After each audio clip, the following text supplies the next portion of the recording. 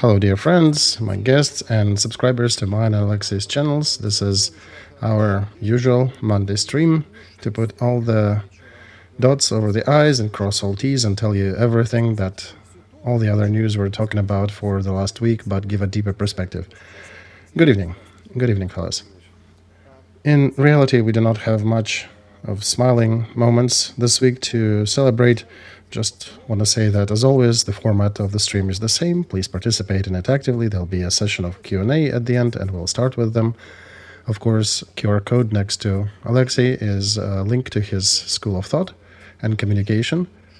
I'm not using anything about personal growth. Sorry, Alexei, I misunderstood. Right, it's a school of thought and communication that will enable your personal growth. All right, so don't forget to scan that if you're curious. Also, you can scan the barcode on your left side of a screen under Alexander. That's where you can ask questions and send a tip and say thank you for hosting these streams. We are right now broadcasting on both channels, so pick the one where you want to see it, or if you're watching and recording, of course, just as fine, and English translation is provided by Privateer Station. All right, so let's start with the main topics, the perspectives. We'll talk about the front today, but here I think there is an importance of a conceptual thought, and I'm looking at the preliminary results of the polling. Our polling today is name the year out of the ones that we suggest when Ukraine, in your opinion, made the wrong turn. And there are four options: 91, 2004, 2014, and 2022. Alexei, do you have an answer? Is there an option all of these years? I would say all of these years, really. All these milestones. Or you can say during the whole 34 years. Since 1991, the whole path Ukraine took was riddled with errors. And if we are taking the really deadliest and wrongest of those turns was 2014. That's as Maidan activist with a lot of experience who's looking back at my history and saying, no, 2014 was a serious error. First Maidan, I was participating in it quite actively, but I second observed and was witnessing that it was going the wrong way. First also had a lot of mistakes. Okay, guys, please continue voting. I'm quite surprised with the preliminary results of this poll. We'll get back to that later. So let's get to our events at hand.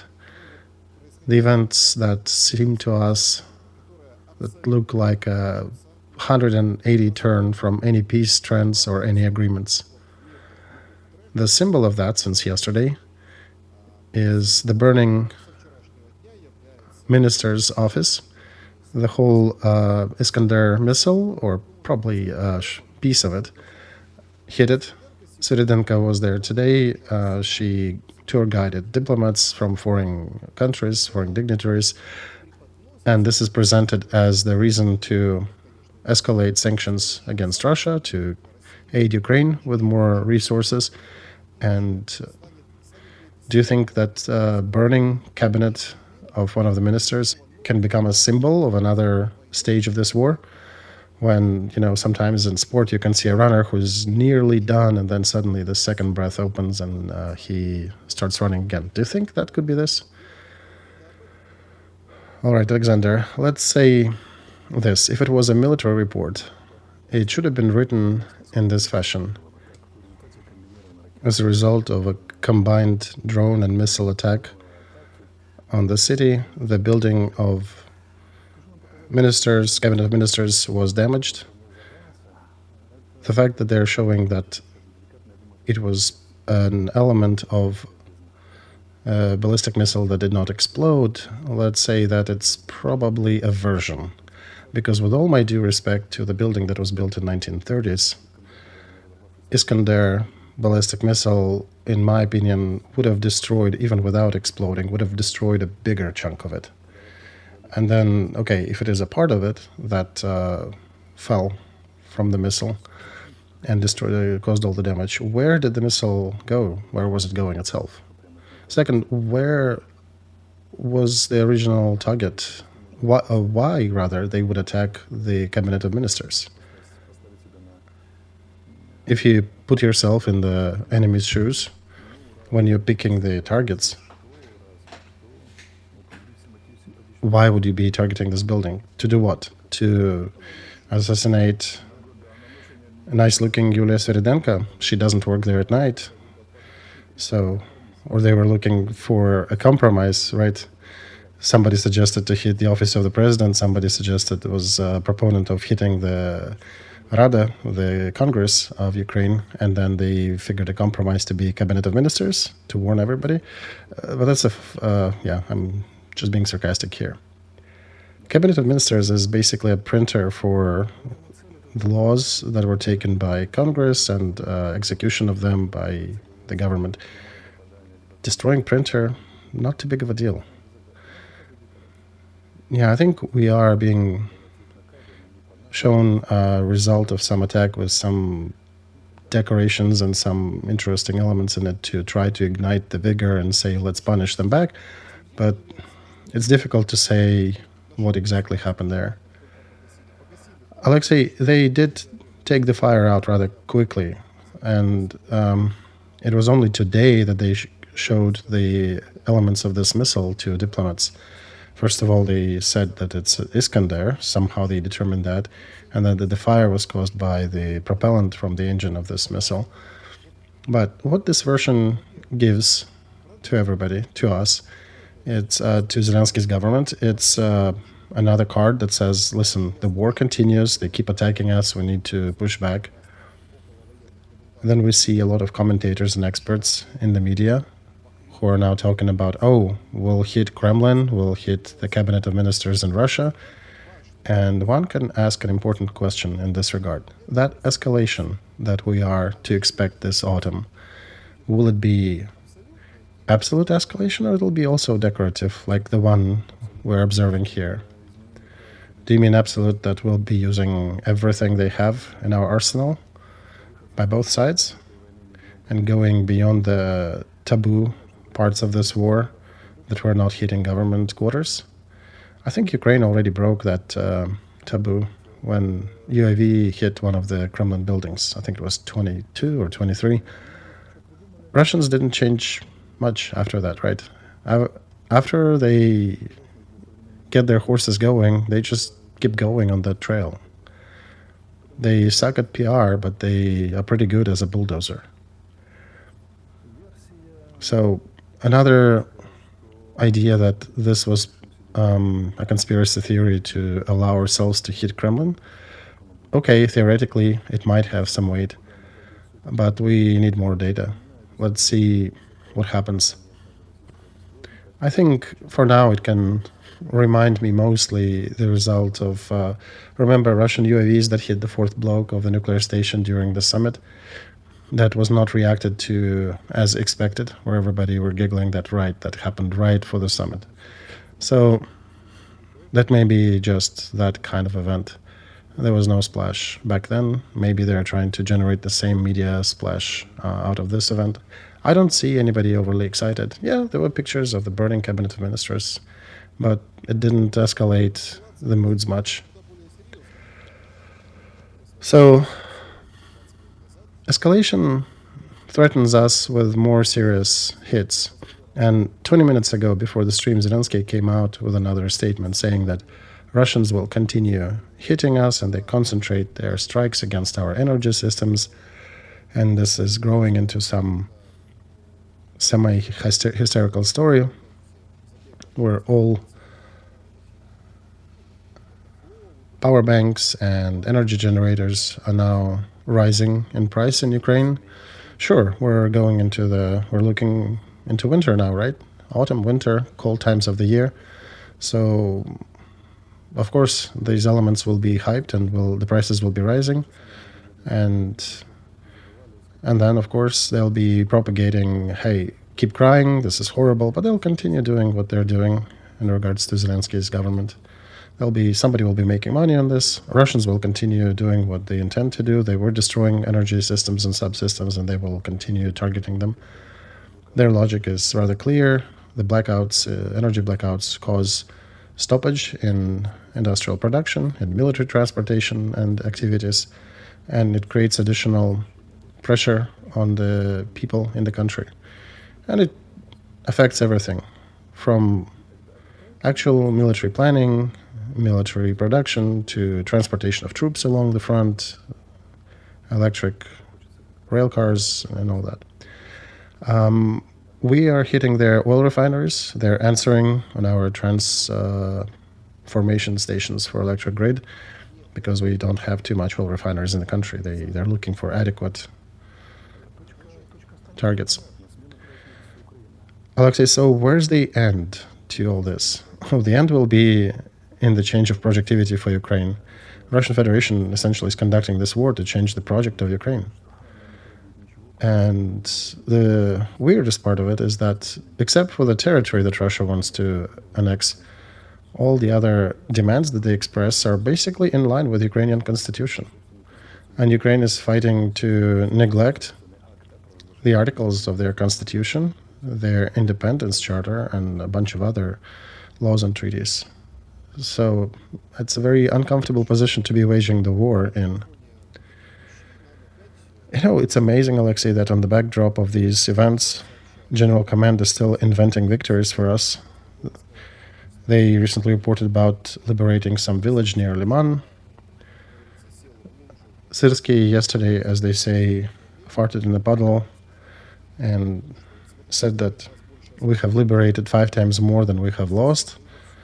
And meanwhile, Russians are still pressing us at Dnipropetrovsk region's border. And we are observing that. Who is the target of this whole weird and false messaging? If before we had significant layers of society who were reacting to this and were still believing that, yes, we can go and push back, but it's the 4th year of this year, and they pretend that we didn't have the past 3 years experience. First of all, Alexander, they don't seem to have an option. They only have this strategy, and they do have a big billboard where they keep writing everything they want to write, behind which is a very rough reality of a system that continues to suck the blood out of the country, destroy Ukraine, continues to send people to the front to die, and refuses to find a solution for a peace treaty.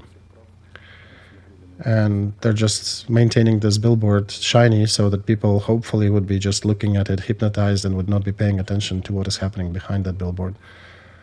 I did not think that I would live to the moment when I see that in this fashion, and that I will have to be quoting Sternenko, who wrote today that the half of UAVs that Ministry of Defense are purchasing are unusable. They're not worthy. 60%, that's what he wrote. Yeah, exactly. And I had my inner sources that were talking about that, but I'm thankful that now official is coming out and saying that. And this is an answer to President coming out and saying that we are going to pay more attention to military-industrial complex, right, when last year it produced only half of what was paid for. And now with the drones, given that they're one of the main tools to cause damage to our enemy, half of them are not usable. This is complete garbage, right? And General Command is making purchases by the advice of Minister of Defense where they need to buy. So, of course, there are some kickbacks. And I'm sure Office of the President is connected to it. And this is all being done on the blood of citizens and soldiers. And it's up to citizens to believe or not to believe to these fairy tales that are being written about it. And of course, Syrsky may come out and say that, yes, we're still pushing, but nobody is talking about overall dynamics. Nobody is talking that Russians are going forward over here and we're barely holding there. There's no bigger picture that the General Command was saying. Mariana came out right after him and said, please do not bother my ears with talking about successes about some separate village. Of course, you can find the village that you can take back for a day or two on the length of 1,000 kilometers front. The fact that Russians will take it back in a week, and how much have we lost fighting for this 26 square kilometers in this village. So when one can ask, when was the war fought with the metrics of square kilometers? Almost never. I want to say completely never. The war is never about square kilometers. The war is about achieving political goals by other means and destroying of your opponent. It's not about square kilometers. One can remind the German military had taken so many square kilometers in the first half of their war. Even in the First World War, they took a lot of territory. Not a single enemy soldier put their foot on the territory of Germany in the First World War. Yet Germany has lost. If you measure in square kilometers, yeah, the First World War, Germany fought and won, right? But as a result, it lost. And then they got the Weimar Republic. We'll talk about the front today, Alexei. There are interesting commentary about Sumy, Slavyansk, and Kramatorsk. So brief spoiler here. What Arestovych was telling us in the previous streams about the balcony, about Russians threatening to encircle, all that is getting in motion and it's becoming more and more visible. You know, Alexander, how much would I give to be wrong, to have made huge mistakes in my predictions, but unfortunately, yeah, side note. All right, Alexei, I want to continue this story. It's an interesting one about Ukrainians who are not just being lied to, but the further this neo-feudal system is being integrated into society, people find themselves rather surprisingly already integrated in it. For me, for example, one of the news that I put in the top headers in my channel, in Vinnytsia, women were fighting for a man to not be drafted by drafting commission on the 1st of August. There was that incident. And then they were arrested and basically told that since you were obstructing Ukrainian military, you will be facing jail time between 5 to 8 years. Right, so Alexander, formally, it looks like everything is legal, right? Or they're just following the letter of the law. Informally, this is repression of their populace. You do have battalions who pose for the pictures, but they're nowhere near the front. We do have reserves that we can send there. And of course, the other groups of artists and bloggers and the rest who bring some attention to what's happening and who share how they all served in the decorative battalions who were sitting in the office in Kiev and who had battles with cognac and chocolates daily. Meantime, the population is being attacked this way. So what I can say, always look at the triangle: decoration, reality, and the ruling power. And poor people who run between these lights. And now these women are facing 8 years in jail because they fended off their husband or friend from the drafting commission. Well, Alexei, and even Boyko, the official, comes out and says that we have 100,000 people defecting the front in the last couple months. Right, Alexander. The army is about 880,000 according to official documents. Altogether, Ministry of Defense has about 1.2 million people. So a quarter of our army currently is on the run, has defected, left their positions, and they're somewhere. Over 100,000 of them, I'm forgetting to the name of the congressman who mentioned that, over 100,000 of those who are drafted are not exactly fit for duty for medical or other reasons. So these people are technically in the army, they're getting paid, they're getting food, clothes, but they cannot really fight. So add them to this number. You have 300,000 plus another 100,000, that's 400,000. Every third serviceman is not participating in the war and cannot participate in this war for different reasons.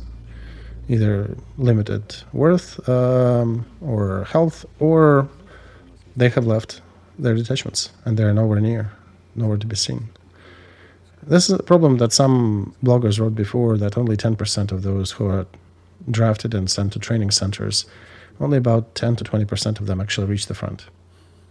And this is the problem that Syrsky will never talk about, because it's easy to talk about capturing the village. Sure, you exercised some muscle and taken it back, but as a bigger trend, they're afraid to talk about that. Everything is designed in the way they're reporting that people would not be seeing the vectors. They would not be seeing the trends. They try to infantilize the awareness of consuming audience and try to manage them by bright flashes of events, not by trends, not by strategies. And they compress information into small flashes that somehow supposedly feeds their hunger for data, and it just corrupts their soul, corrupts their brain. Like, hey, we destroyed 5 Russian boats on that river. Okay, well, so, and this is in my view, one of the worst crimes that this government can do against the army, against the soldiers, against its people. This is the corruption of brains and conscience of its people. It makes people primitive, dumb, makes an audience capable of reacting in just yes-no fashion. This approach kills an ability to think in the Ukraine, an ability to adequately analyze situation, and it's a very sure way to destroy the country. In general, Ukrainian national idea is not too complementary to rational ideas. It's more about pathos, about feelings and emotions. But with this approach, they're killing the remnants of logic. Look, everybody who is thinking, they're either publicly smart, they're either in prison or they're in forced immigration. And the main guilt I wouldn't even put on the office of the president. I'd put it on everybody who supports it. Leaders of public opinion, pro-government bloggers, official media, all those selling these ideas or trying to sell these crazy ideas to the populace. Alexei Nikolaevich, we had a very strong and legendary Minister of Foreign Affairs, Kuleba, for a while, and he was caught today in a big scandal when Italian Corriere della Sera is publishing a material describing that he fled the country as a thief at night, who left Ukraine and is now in Poland, in Krakow. A formal reason for his departure was the conference in South Korea, but the article explains it further that the government of Zelensky was preparing an order to prohibit past diplomats like Kuleba to cross the border. Kuleba heard about this order and managed to leave the country a few hours before this law came in force. Zelensky and his people, according to his words, do not want people from the government or ex-representatives of the government to come out of the country, leave the country, and contradict the official statements of President of Ukraine and his authority. According to Kuleba, he thinks, and he is telling that to journalists, that this order is targeting him and a bunch of other professionals who were working for a while for Ukraine and who do not share everything that Zelensky is trying to push outwardly, who have difference of opinion. And he's basically saying that Zelensky's government tried to limit his option for departure from the country and keep him in Ukraine. And what's interesting is that later in the press service of minister, they said that this is just journalists who misunderstood, everything is all right. Don't listen to those Italians who published that. They did not have a good translator and something was lost in translation. But I think this is a fantastic story. Kuleba is fighting for his freedom. Yes, this is a fantastic story that has a good chance of becoming even more fascinating, because if Zelensky eventually will implement sanctions against Kuleba, they'll be laughable. Among 8,000 people, 8,000 Ukrainians who are under sanctions these days, we already will have his speaker, his Minister of Foreign Affairs, and a bunch of other high-level figures, including myself, who had started this war and were basically the face and the voice of Ukraine. So one can ask a good question from Zelensky, maybe those Italians, when they'll be talking to Zelensky. How does it come that all your surrounding figures gradually fall under sanctions that you implement on them? Why is that happening? Why do you think, Alexei, why it happens? Well, we have, in my opinion, because we have a very small, poorly shaved Stalin. Stalin was at least shaving, Zelensky doesn't. And he thinks he knows how to prescribe everybody how to love Ukraine, where to look, where not to look. And in a way, this is a game. Political Ukrainianism, I think, is a religious sect in a way, and every sect works in only one fashion. There's only one leader that needs to remain alive. It can be milder, but the vector is always the same. If there'll be enough time that passed, and if we allow this situation to continue down this vector, we might see Yermak leaving the country and getting sanctioned, and Zelensky will be the only one staying. They might not have enough time to get that far, but the vector is going there. It's in that direction. Everybody who can think and everybody whose thoughts differ from mainstream, often or on occasion, they're all written to the list of non-patriotic Ukrainians. And Kuleba was rather patriotic. He was talking a lot of things, even sometimes more patriotic than Zelensky. We had Poroshenko, who was bringing complete idiocy out, 10 times more patriotic than Zelensky. And yet he was sanctioned too. And by the way, he was sanctioned alongside with me at about the same time. Us both carry very different, very juxtaposed vectors. As some people accuse me and you of peddling pro-Russian view, not in my view, no, we're not, but Poroshenko is definitely in a complete opposite direction. So when people are saying that Poroshenko and Arestovych are under sanctions because they're pro-Russian, well, look at what they're saying. These people, Kuleba, for example, and Poroshenko, they're ultra-patriotic. Right? If that continues in this fashion, I think we'll see that there'll be continuation to this matter. The fact that Kuleba has left Ukraine, it indicates that he doesn't want to continue to work with Zelensky and to find some agreement with him. Remember, back in the 20th century, people were trying to leave USSR, they were shot at. We have people who are being shot at for trying to leave the country. And Ukrainian pseudo-patriotic media is posting a lot of incidents when people die trying to leave the country. Plus, there were bigger incidents. There was a pilot, Belenko, who hijacked one of the Russian jet fighters back in the 80s to Japan. He recently, I think, has died, and he was his birthday in the States, whatever. One day they were even trying to, I think, hijack the boat from Soviet Union, right, the Navy.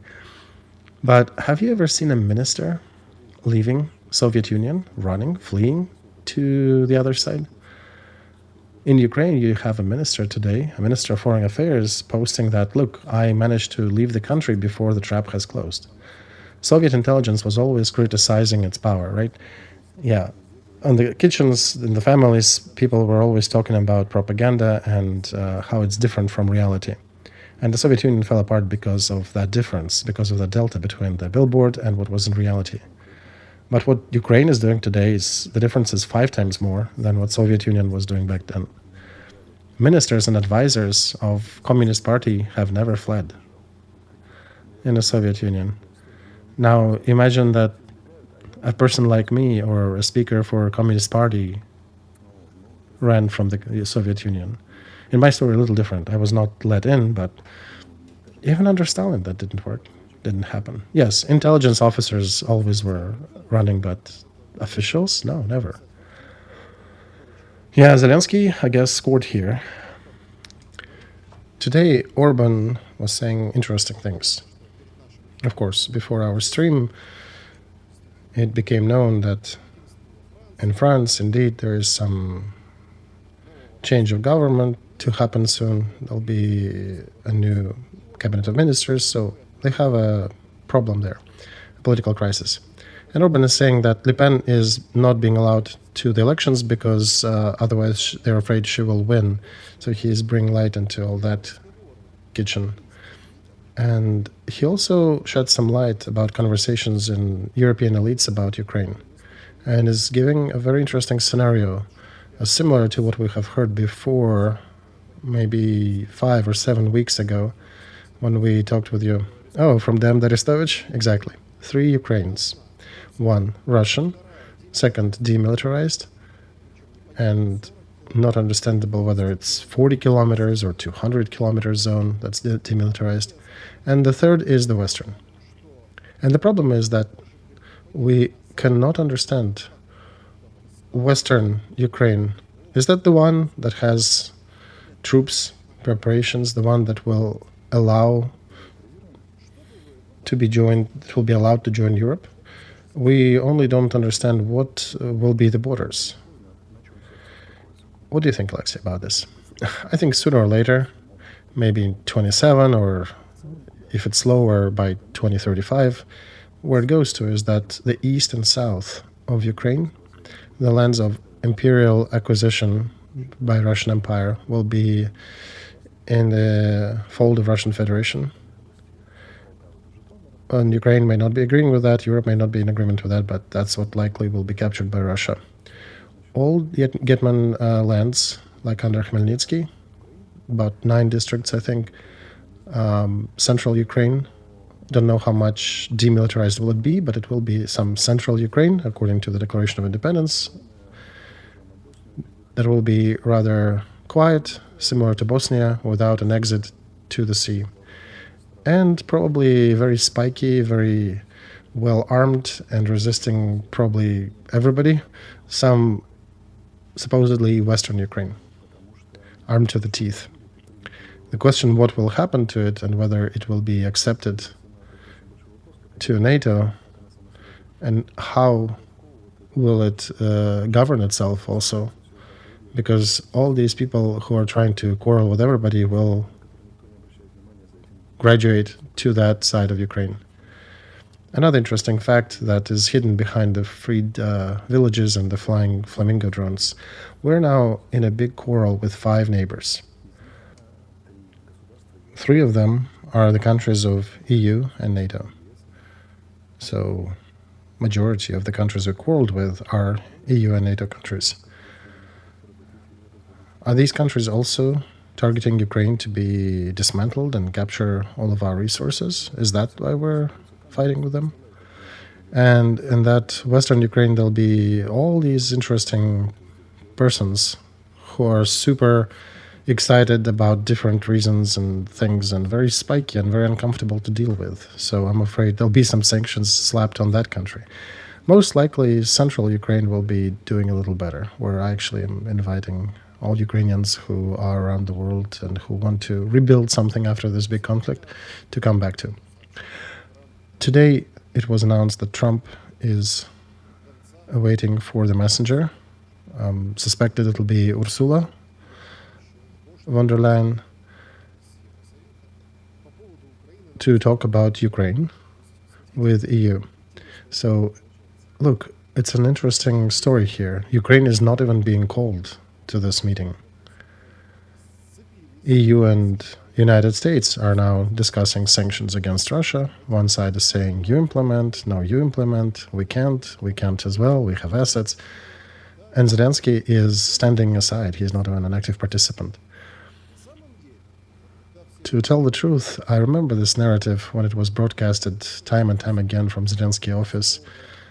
Not a word about Ukraine without Ukraine. Now, that's what we're seeing. Key negotiations between EU and states are happening without Ukraine. Whether Trump will succeed in bending Europe over, and what will be produced at the end. And that European plan, when first Zelensky and Putin have to meet, then Zelensky, Putin and Trump need to meet together. Then these three plus somebody from EU need to meet. And then we'll get to the ceasefire into some final stages, and there'll be some diplomacy, and it'll be better for everybody. That's what was voiced from the meeting of Coalition of the Willing by Macron as a position. What do you think? What is happening in the context of peace negotiations? Whether there is a way to resolve this war in a peace treaty between EU and states, and why Ukraine is set aside. Alexander, there'll be no ceasefire, there'll be no peace. There'll be just a dump of responsibility onto Europe. There is some information floating that United States are now considering removal of their troops from Baltic countries and leaving Baltic countries to be a protectorate of EU. And that's why Ursula von der Leyen was visiting Baltic countries when the incident with Russian electromagnetic interference nearly lost her jet, lost her plane, because they lost all the GPS bearings and they had to fly by map. We can also defer to the statement made by Merz, who is very pro-Ukrainian and very anti-Russian, who said that we cannot technically deal with Russia without support from United States. So he already gave his verdict. And the problem is that United States do want EU to deal with Russian issue without US. And look at this way. 348 bombs were supposed to be transferred to Ukraine as additional tool, and that Ukraine will use them against Russian targets, and Russians will fall on the knees and ask for ceasefire. And suddenly we'll learn that this year we'll only get 10 bombs, and then we'll be getting 70 bombs a month till 2026, I think. So what's that about? It's about nothing. In the war of the current state, of this size, this is for local field advancement. This is not any serious factor. 70 bombs a month. That's your super support. But the United States at least can manufacture these bombs and send them. You cannot say that about Europe. Current European leadership is probably the worst that Europe had during the last 2,000 years of its existence, or at least the last 400. They're very helpless. And these statements that we will tell Trump, Putin, and Zelensky when do they have to meet and what do they have to do. You know, sometimes a 3-year-old can come to the table where adults sit and can stomp his little feet and tell everybody who needs to go where and what to do. People at the table look at this little kid and he looks touchy. Yeah, it's very curious to observe him. That's about the feeling I get when the coalition of the wandering in Europe is trying to tell Trump, Xi Jinping, and Putin what they have to do. There'll be no peace, in my opinion, if the prime minister of one of the EU countries is saying publicly that there'll be 3 Ukraines. You can imagine what conversations do they have that are not becoming public. These conversations are not being born out of nothing. They're being born from 2 things, from trauma and from the existing material. And I advise our listeners to think, what's driving this statement more, trauma or the material? Well, the war continues in its own fashion, Alexei, right? Oh yeah, it will continue to go the way it does.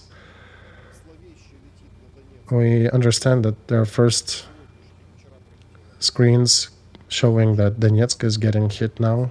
Yesterday they hit the entertainment park, and then Makiivka in suburbs hit something near Donetsk. Maybe that was a targeted attack as well. Of course, there is a threat to oil refineries and to other industrial elements there, and the airport. So what do you think these problems give to Ukraine? What's the next phase?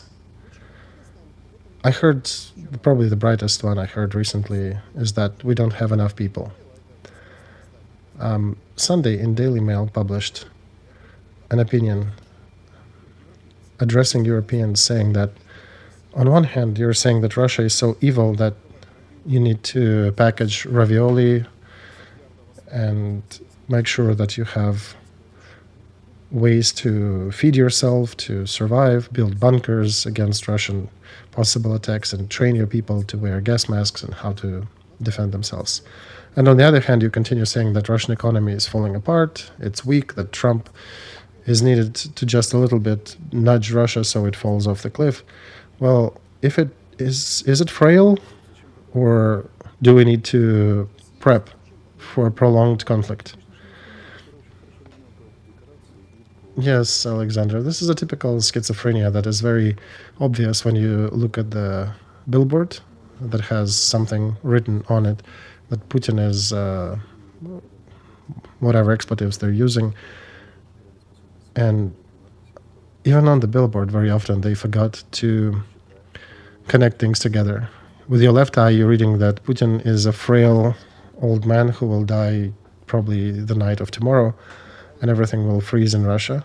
And the right eye is reading that Putin is the worst of the enemies in the recent decades, who already converted Trump into his camp, and he is creating another black hole in our galaxy because of his presence.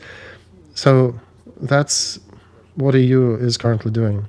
Like Krute is saying, Russia is not a threat. We do not need to exacerbate our military-industrial complex, and if we'll have to somehow punish them, we'll just stop using their gas.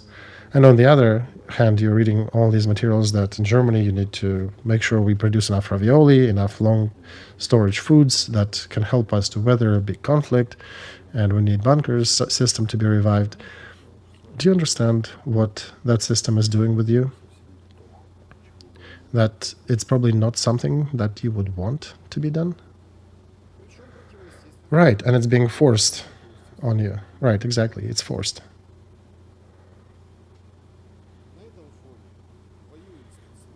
And on this backdrop, there are special services fighting in Ukraine. Those 3-4-letter agencies conflicting each other, one avenging the other.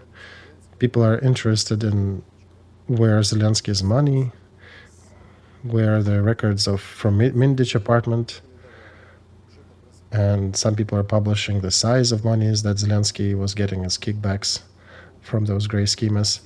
So everybody seems to know a lot of things, but nobody is reacting to that. Do you think that Ukrainians are so passive? Because this narrative, pro-power narrative of eternal fight, like Achilles' father is saying that I'll be teaching him. The kid was just born, but his parents already planning that he will fight, he will be a warrior, even though the kid is just not aware where he is or what he is yet. Is that what society is doing in Ukraine? And they're pretending to not understand because it's more comfortable? Well, sure, yeah. The leaders and their sub-layer are completely satisfied with the country. There is no conflict between them. And as we know, revolutions are not done by people. People are usually jumping on the last wagon when the revolution is happening. Usually it's leaders in conflict with their assistants who create the revolution. Unfortunately, we do not have that. And we do not even have any worldview between these two groups difference, because there is no worldview. There is just the worldview of getting money, making money and getting rich. And that's what leads you to buying 60% of your UAVs that cannot be used on the front, and making money on the blood of soldiers and dying people near the front. If I was in that position, I would off myself. But these people live okay, they make money on this, and the very worst case, if there's attention to them, they'll put some Ukrainian national dress and will tear it apart on their chest and scream, "Free Ukraine"? This all is... I understand. Okay, these people are very unprincipled creatures. What I'm curious is why people allow that to be done to them. Alexei, but what can people do? Well, at least not to agree with this. They do agree. They do support. Just like that plucked chicken. Remember how Stalin taught to deal with people? If you pluck the hen, it will not run anywhere. It'll be coming closer to your leg because it's warmer. It will feel weird.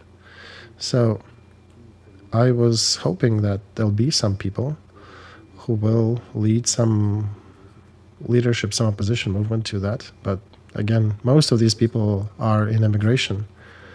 Alexander Takhtai, the journalist who was investigating the research of kickbacks in Sumy district, that a lot of fortifications were not built when the money were split between the authorities, he was found dead in Sumy district. And local media is accusing him of being Russian, pro-Russian agent.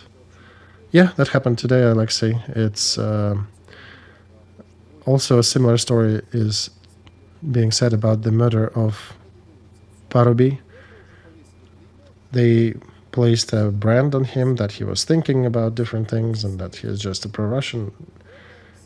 He's a separatist. He is in prison. He killed a patriot.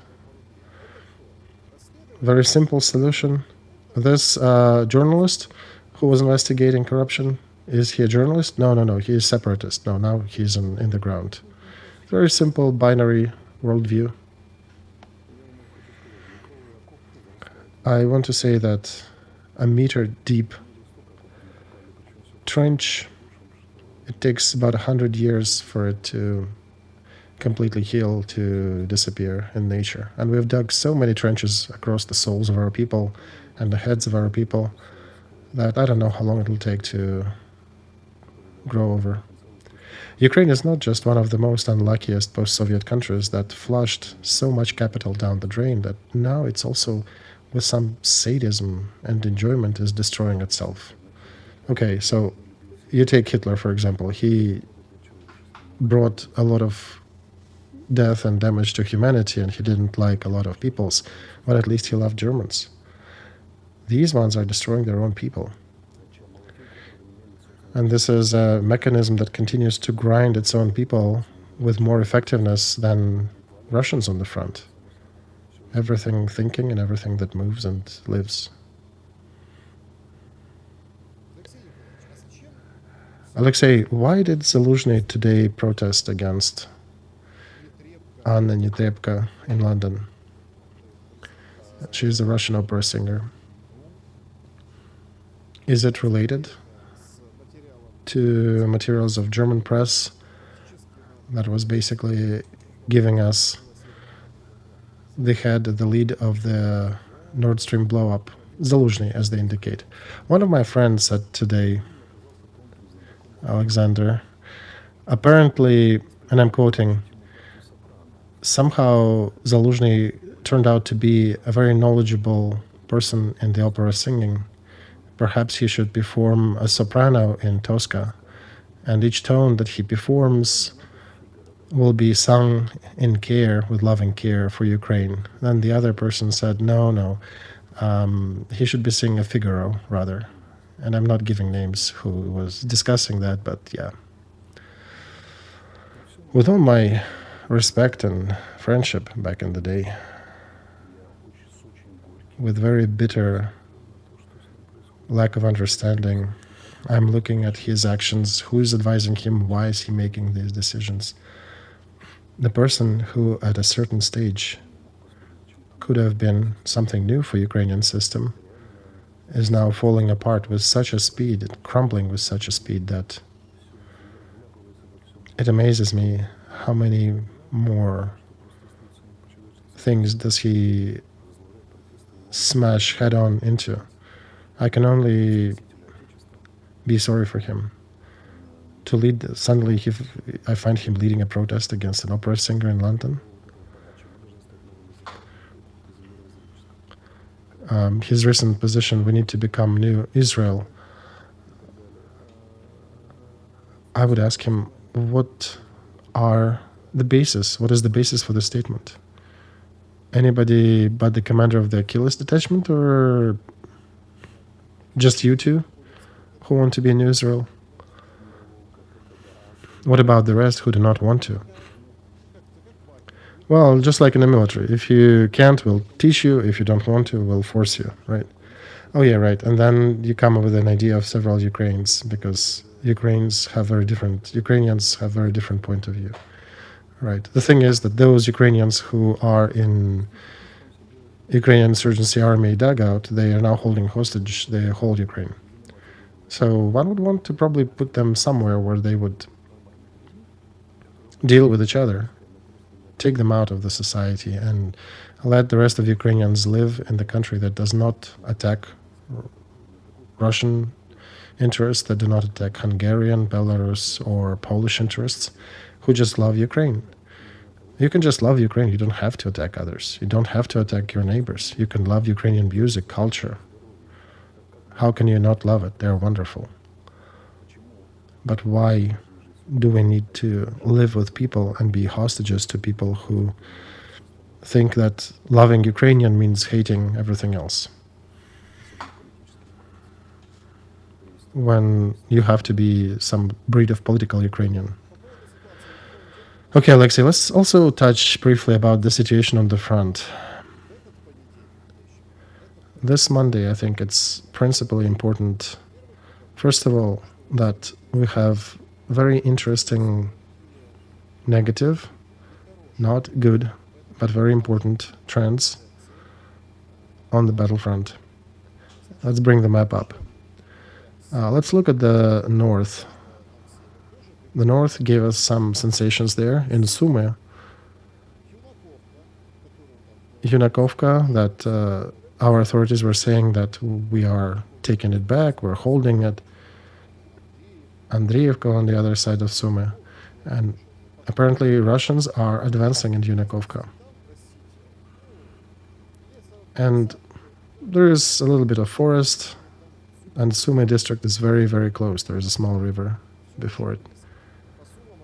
Drones are already attacking Sumy. Sumy city administration is not functioning because Russians combined Shahed and Lancet drones, and now they have another model that also gives a visual, real time, as it goes. So it is being driven by the visual, by sight, and these drones are being used on Sumy, and our counter electronic affairs have no tools, no ways to disrupt it yet. So what is happening there? Why they're active in the district? Well, there's a fight happening there. Russians want to create a demilitarized zone, and our political leadership does not want to give them this chance and to push them back to Kursk district. And this fight is with different success on both sides. There were times when Syrsky was taking troops from Pokrovsk district and sending them there and telling that, look, we are now pushing them back in Sumy, but meantime Russians were pressing harder in Pokrovsk. So now it's situational zebra there. We're succeeding in some things and we're losing in some other things. Russians probably threw a bit more detachments to that part of the front, and we likely sent some of the troops to Dnipropetrovsk. This is tactical stuff. This is who picked which village. That's not so important. We're going to the decorations and the billboards that we were condemning before. Yeah, right. Syrsky propagandas. Okay, Kupyansk. It is a catastrophe in this town. They already have no light, no water. Very few of the citizens left in this town. And the mayor of the township is complaining in different streams and media. Russians are already entering Kupyansk. What is the threat if we lose Kupyansk? If we look at this protrusion and their tentacle reaching Kupyansk, semi-cauldron behind the back of Oskol, do you think we'll be facing an encirclement in this area? Yeah, this is a very uncomfortable story. Kupyansk is already facing Russian intruders, and it's in semi-encirclement to the west. There, you can see on the map they're going further to the west of it. And what happens is that if Russians do cross the river and continue pressing deeper on that side, then our defense line in Mezhevaya will not be feeling that well. And I would predict a rather sad destiny of the whole defense group in this area near Syrsky Donetsk, and if Russians will continue exacerbating their success, taking Kupyansk and pressure on the railroad junction that it is, then Izyum is another perspective. And Izyum is an operative balcony to Kramatorsk and Slavyansk, which is the final goal of their winter campaign, taking of Kramatorsk and Slavyansk. It, again, doesn't mean that they'll take it to the spring of 26, but this is a very uncomfortable story. But Kupyansk is already full of Russian troops, and the fighting is in township. It's not official detachments that are holding it, but there are significant troops presence in the township. Okay, Izyum Slavyansk road that is being shot through and through. Some horrible videos that populate Telegram channels. This is essentially a road of life for Slavyansk. Well, yeah, any road 40 kilometers near the front is already within reach of drone. The war is changing its character every 3-4 months because of the development of technologies, and equipment always is changing the tactics. And we're looking at new stage that's been lasting for the whole summer, or at least half summer. Last couple months most emphatically, when the new ability that is being discovered with drones to cut off significant chunks of the front. You isolate it first and then you break through. Now it is done on the level of the platoon and company planning groups, but eventually we'll see that with the brigade level of defense, when they'll be detaching or disconnecting rather big chunks of front from support. And that's when we'll see them biting significant pieces of the territory. Remember all these stories about positional dead end, stalemate? It is not anything but.